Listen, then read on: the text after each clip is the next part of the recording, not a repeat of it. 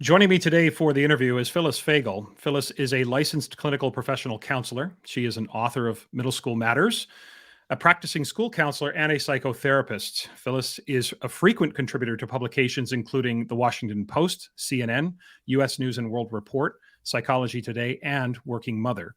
Her ideas have been shared in outlets including The New York Times, The Atlantic, The New Yorker, and NPR. So clearly, listeners, Phyllis is someone with a ton of credibility in her field. So Phyllis, I want to welcome you to the podcast. Thank you, Tom. It's nice to be here. Yeah, it's great to have you here. It's nice to meet you. You and I have not met before. I've certainly followed your work, from afar, but it's nice to finally meet face to face. And one of the great things I always say about this podcast is getting a chance to reach out to people's work that I admire and have them come onto the podcast and get a chance to meet them and hear firsthand about so many of their ideas. So I'm grateful that you've taken the time to join me today.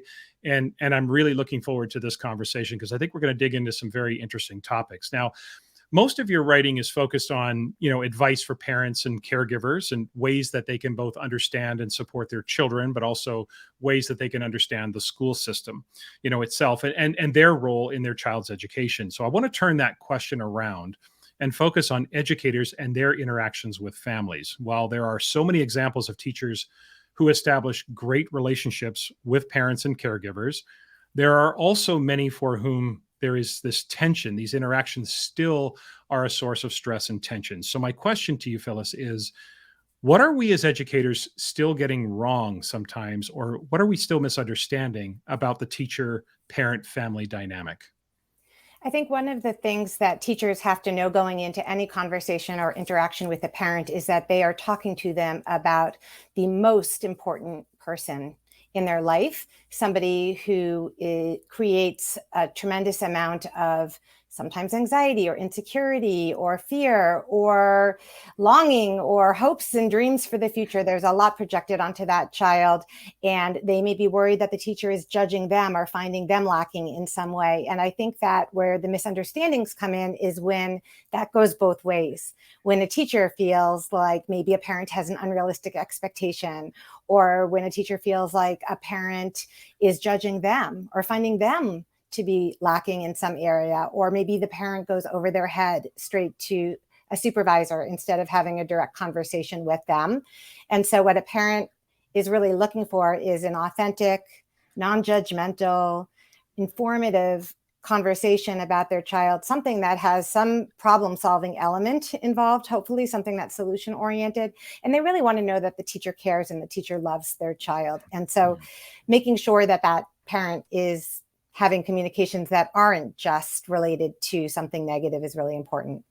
It's that connection, right? And it's always interesting to me that teachers always fear that parents are judging them as teachers, and parents feel that and worry that teachers are judging them as parents. And we always have this perception that there's judgment on both ends of it, and yet trying to get to that connection and that relationship, instead of it being, the word I often use is clinical. It's this idea that we don't have just this clinical relationship, but that there's a real connection, because you're right. There is nothing more precious to parents, of course, than their children, for sure. So how do we break past that judgment, that mutual kind of fear of judgment? What are some of the ways that we might do that? We had a middle school principal who recently left for another school, but one of the things he always did at the beginning of the school year that I really admired and thought was a terrific idea is that at that first back to school night, the first time he's interacting with parents, this usually was middle school parents, and occasionally this message was also communicated to parents of younger kids, he would say, "When I call home to tell you that your child cheated or lied or was aggressive or made any number of possible mistakes, I want you to know I don't think you're a bad parent. I don't think the child has poor character.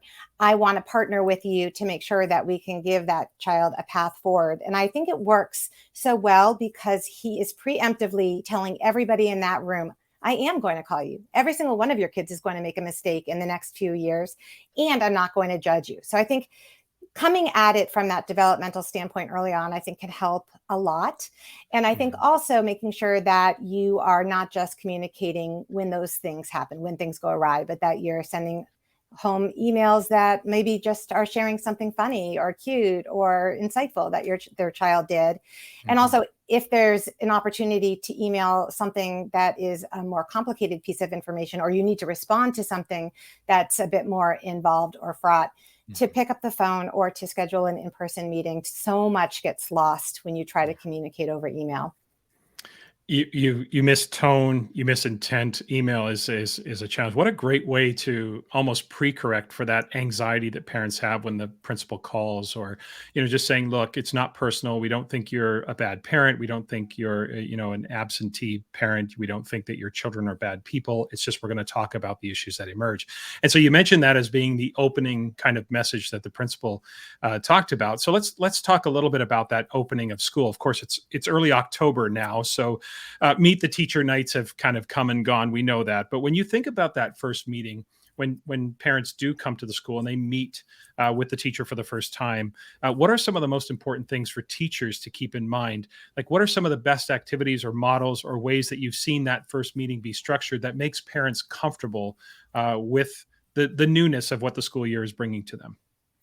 So, especially now when parents are rarely getting inside a school, let alone a classroom, I think I would give the same advice at any time, pre-pandemic, post-pandemic, but I think particularly now it's especially critical that the teacher gives that parent a sense of themselves, tells their own story, lets them see their personality, maybe injects humor if that's something that they tend to do, or if they're serious, let that come across as well. But to share a bit about their background, their philosophy, and just try to bridge that divide that happens from the physical difference, this physical distance, especially right now, and then to try to focus on connecting instead of impressing. It is not the time to necessarily go through every last scholarly accomplishment or every last piece of the curriculum that you'll be covering, but rather to give an overview, to give their a sense. I think parents are much more interested in knowing how they can help their child with that Yeah. material and how they can reach the teacher if there's a problem. Making that connection, I love that idea of connecting and not necessarily going through lists or talking about accomplishments or lists of rules or thou shalt do this, but just making that personal connection with parents so that they feel that the teacher has an understanding of them as an individual, at least as a parent, and the idea of how they can help at home. So when we think about that's that initial night. When we think about the ongoing habits, we think about the routines. What are some things that that parents appreciate from teachers? So to help the listening audience, help teachers think about the habits and routines that are very helpful to parents from a parent perspective, what are some things that teachers do on an ongoing basis to kind of solidify that relationship and make sure that they maintain that good rapport with parents? I think that teachers can really help parents understand what's normal and what's typical for that developmental age and phase. I had to call a parent recently because their third grader had done something that involved, throwing a ball over the fence, went rolling down the street, and it was maybe a moment of frustration. Yeah. And I wanted to talk to the parent about this situation and how I could help the child manage frustration, and maybe if they had any ideas that they were using at home.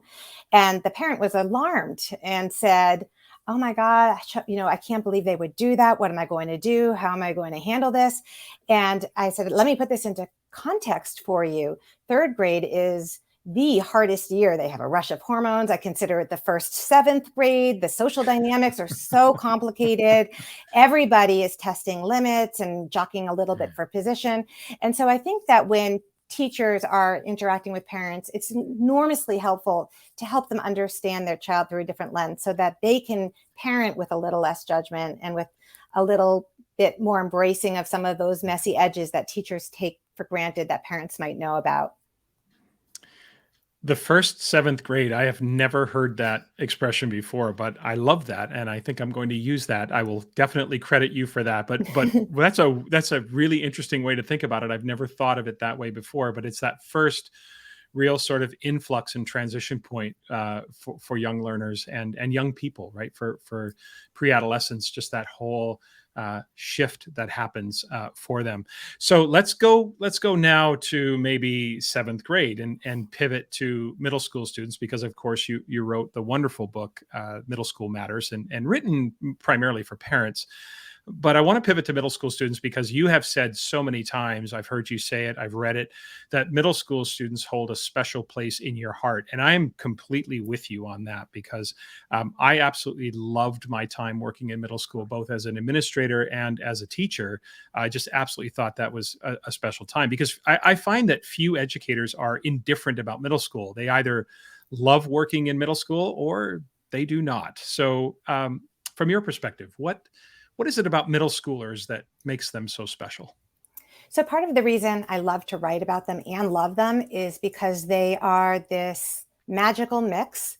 They're sophisticated, but they're also really open to forming their values, seeing the world through the eyes of adults. They're pulling away and spending more time with friends, but they still care what the adults think. They're brutally honest, which means that they're also really, really funny, and they're insightful. I often will just jot down something that a middle schooler says to me, because I think, wow, that just made me think about the world or think about interpersonal connections in a different way. Today, I had a student tell me that she thinks the best part of wearing a mask is that she doesn't have to smile when she's not doing okay, just to make other people feel better. And I thought that was so profound. And every day, middle schoolers are making comments that make me pause and think, you can't have a thin skin to work with middle schoolers. I think the biggest mistake that you can make is to come to the conclusion that because a middle schooler is pushing your buttons or lying to you or testing you, that means they don't respect you or they don't like you or they are just looking to make your life difficult, or that they're even doing it on purpose. Half the time they're doing all of those things because they want you to prove to them that you like them, and they're just testing you out a little bit, or they don't know how to self-regulate, and their ability to just sit in their own body is somewhat on the weaker side, which is also pretty typical for middle schoolers. So you have to really embrace those messy pieces of middle schoolers to appreciate them. Yeah. So hypothetically, what advice would you have for a teacher who ends up having to teach middle school? Let's say, I'm a high school trained, my goal was to teach high school math, but because of job availability in a school district, I end up teaching math at the middle school level to begin my career. And it's not really what my career goal was going to be.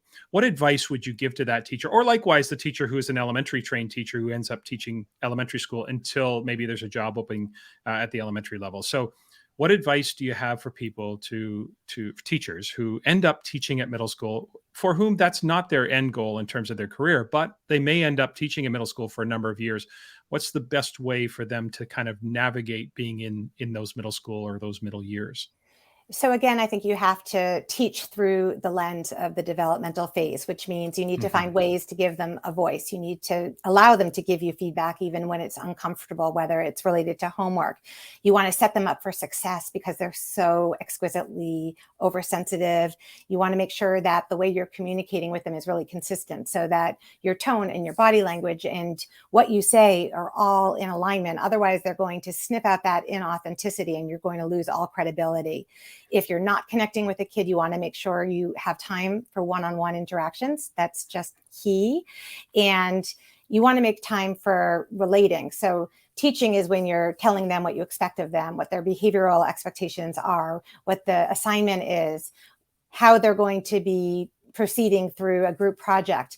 Relating is when you're making them the expert, when you're asking them something about themselves and showing interest in who they are.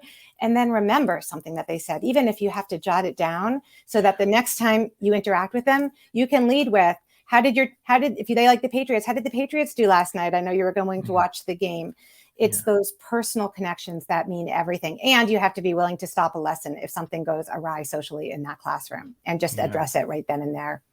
To me, I mean, like I said, I spent about half my career at middle school and just loved it.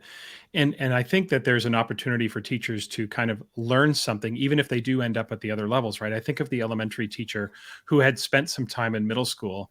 That opportunity gives them the vision of where their students are headed and how they're going to change developmentally. And likewise, the high school teacher who has those middle school years and now they're teaching in high school. They have a sense of where they've come from and how they've changed and how they've grown.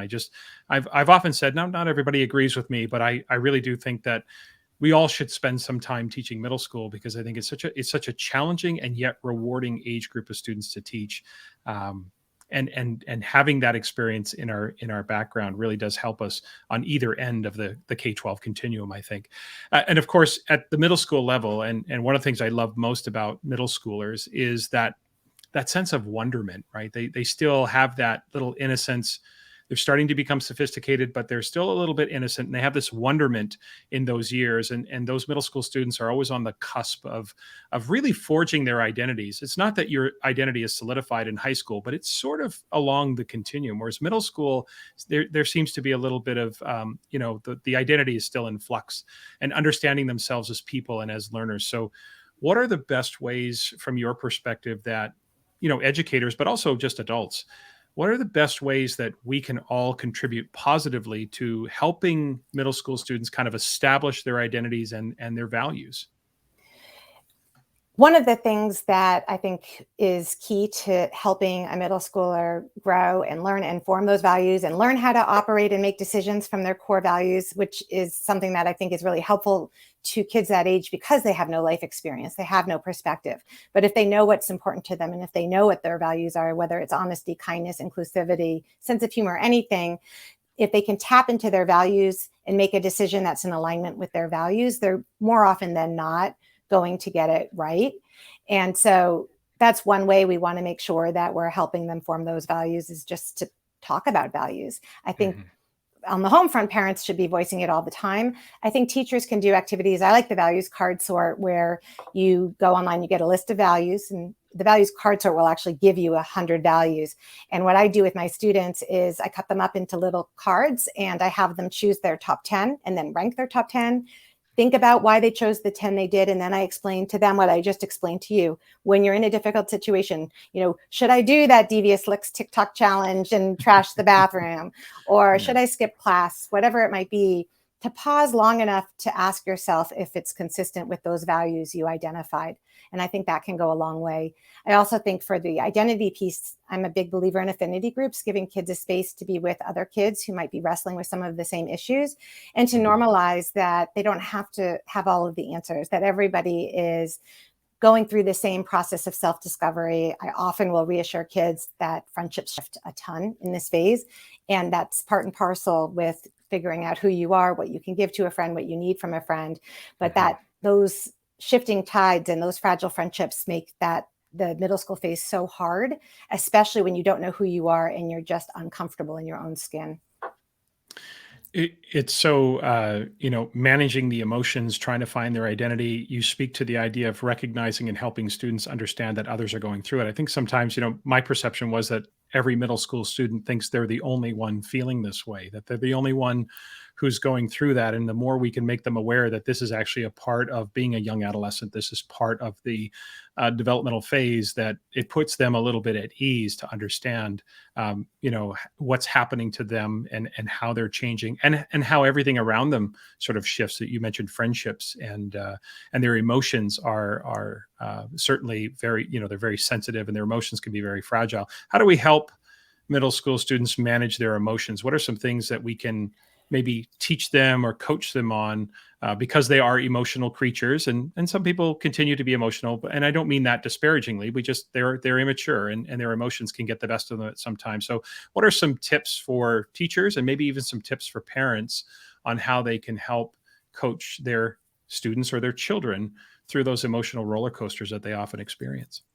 So I think the first thing is to help label what a child is feeling, particularly for younger children, but all the way through, really, even through high school. Kids can have a really hard time figuring out what's going on in their internal life.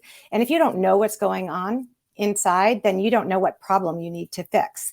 If you are just completely overwhelmed, then you're going to be paralyzed. You're going to feel stuck. But if you can identify that you're stressed about a particular assignment, then you might need to call a friend or ask the teacher for help. You can actually arrive at the right solution. Or if you're lonely, Right. call a friend. And then I think helping kids understand that there is a connection between thoughts, feelings, and behaviors. So if you have a thought that's off kilter, maybe you think everyone hates you, or you're terrible at math, whatever it is that's happening in your head, that talk that you're telling yourself that you believe, because why would you lie to yourself, is going to impact your feelings, which might lead you to feel insecure or sad or jealous or angry, whatever is going to come out. And then that could lead you to behave in a way that's not necessarily going to reflect your best self. And so I often will remind kids that their feelings are involuntary. There is no such thing as a shameful feeling. You can feel whatever you want, but you can control your behavior. And it's what you do with those feelings that matters. And if you're struggling to self-regulate, one of the first things I will always say to a kid is, I bet it felt really bad to lose control. I bet in retrospect, you feel pretty bad that you posted whatever on social media that hurt somebody else, or maybe even made you look bad. And I've never had a kid say that they're like really pleased that they did this impulsive or dysregulated act. And that's when I ask if I can work with them and help them come up with some solutions to keep them from doing that the next time. And that piece of it is going to be very individual, but teachers can offer a whole menu of options. I was looking to see, I have a jar full of popsicle sticks, and I have students write down on the popsicle stick a strategy on one side, and on the other side when they used it. And teachers can add to that jar, put in strategies they use and when they used it. And if a kid is dysregulated, they can go pull a stick out of the jar and just try someone else's strategy. And the whole idea is to give them back a sense of empowerment, have them feel less helpless, that there's something they can do when they're feeling dysregulated to help themselves, which in and of itself actually helps them settle down. Yeah. As you were talking there, it makes me just think of the power of acknowledgement, the idea that someone else recognizes how I'm feeling, how hard that must have been.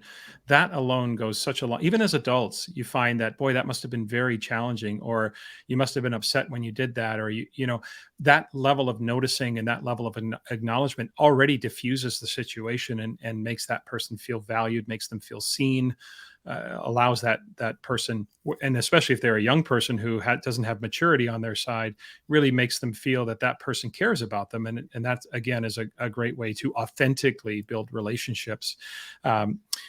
Certainly we talk about identities and middle school students finding their identities.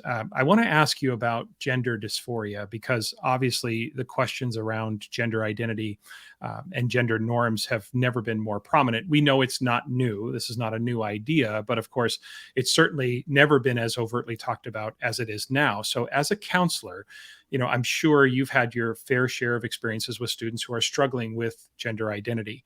And, certainly as adults, one of the biggest fears we have is, I think, either overreacting or underreacting, right? We fear that we will underreact because we just think, oh, this is just a phase that they're going through.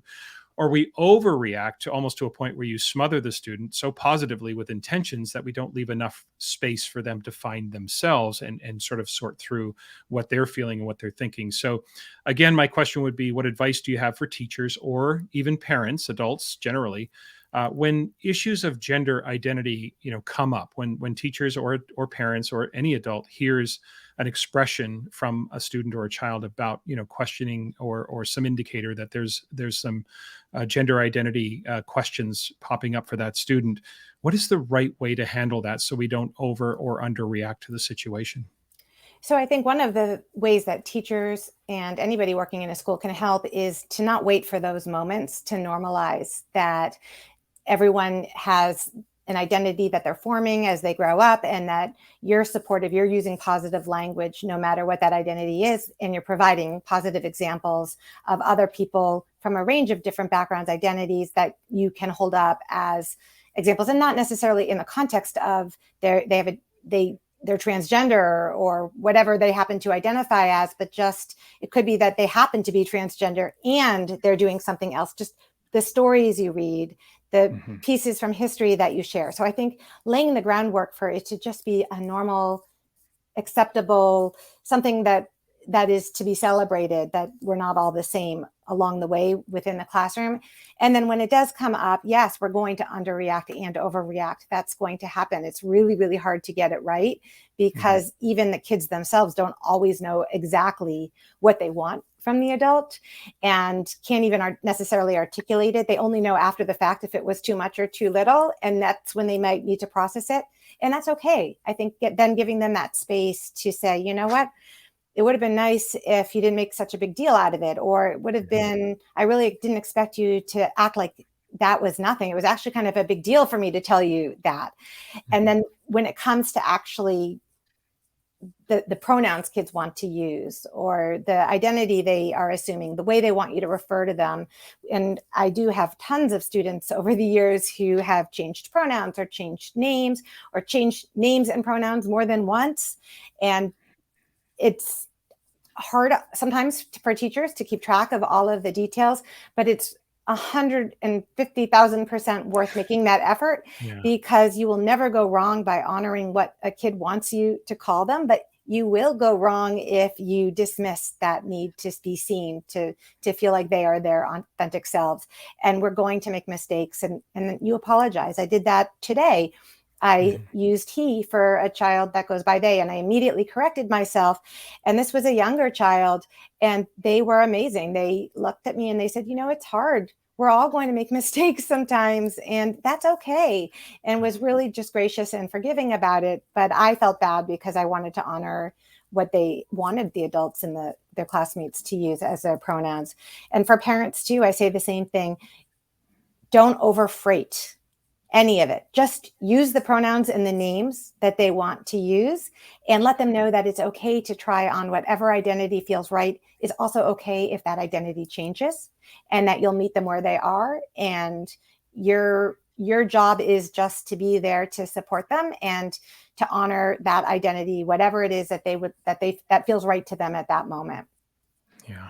That expansive culture of acceptance and like you say, normalizing and not living in fear or not acting out of fear, but just owning your mistakes and certainly, acknowledging, apologizing, and just continuing to get it right. We're going to do that because we're human beings, and being afraid is probably less productive or counterproductive, as opposed to, even if you get it wrong, it's a chance for me to learn. It's a chance for someone else to learn. And as you said, you got a great lesson from a student today, and that's how we all grow, and that's how we all learn to create that most expansive kind of environment. Phyllis, I really appreciate your time today. I've got two more questions as we finish up. The first one is a question I ask. These two questions are questions I ask everybody who comes on the podcast. And the first one is this, and you could take this in any direction that you'd like.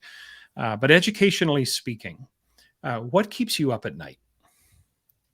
So at the granular level, it's usually something related to a student that I feel is vulnerable in some way. Either their home life is unstable, or they are not safe, or they're not safe because they're a risk to themselves because of suicidal ideation, or they're vulnerable because they lack friends and that sense of belonging. And it's not necessarily easy to rectify that for them because they might not have the skills to connect with others the way that their classmates do, and helping come up with workable, viable solutions to all of these situations, especially when I don't have complete agency. I'm not in a child's house. So it's when I feel most powerless that I would say something keeps me up at night. On a more global scale, educationally, I feel like priorities are a little bit out of whack. I would hope that the pandemic might help us recalibrate a bit, less emphasis on testing, more emphasis on unstructured play, more emphasis on taking care of kids' emotional needs, hiring to meet those emotional needs as well. One common theme I've heard from everybody is the lessons that we really need to make sure we take from the pandemic, and that recalibration that is potentially there for us. And it's a very real concern that we snap back into old habits and that we don't really sort of connect to those emotional issues that have really bubbled to the surface during the pandemic, and has really been put in front of everybody, for everyone to see. These are conversations that might have been long overdue, but the pandemic has kind of forced those conversations. So, my last question to you, Phyllis, is again a more general question about success and happiness. It's a question I ask everyone who's on the podcast, and it's just a very simple question of, if a stranger stopped you on the street and asked you, "What's your definition of success?" How would you answer them? So I think it probably would have two parts. The first would have to do with feeling like I'm making a contribution. And we know that that's the same thing that is so important for kids' resilience, feeling like you matter, like the work you're doing has value. It's why I love being in education, because everything we do has the potential to improve a child's life or harm a child's life if we get it wrong. Right. The stakes feel very, very high. But on those days when I feel like I've helped a kid grow in some way, or develop some self-awareness or some self-advocacy, or a skill that allows them to connect with others, those are the most gratifying moments for me. Mhm. On a professional level, personally, I feel that success is getting to do things that I feel passionately about. Like you, I love interviewing people Mhm. and just being a lifelong learner and learning from other people all of the time. It's why I like writing and journalism. And I find that I can get really lost in my work and have that flow. That to me is a state of complete happiness professionally. And then success personally is just that I have people in my life who fill my bucket, who I love and who love me, and that those connections, those strong connections, are prioritized. And there's, I won't say some balance, because I feel like for some of us, balance means, we're either 100% on or 100% off, but that Mhm. over time, that I'm not short circuiting the things that are the most important, those relationships and connections with other people. Yeah, I love that. Making a difference and making connections. Certainly, if you can do those things professionally and personally, you are going to be more than successful in life for sure. Listeners, I would really encourage you to follow. I don't want to understate this, listeners. Phyllis is a prominent national contributor to so many media outlets that her credibility is incredibly high. So please follow Phyllis on Twitter and on Instagram. The handle is the same on both. It's at Fagell, so at Pfagell.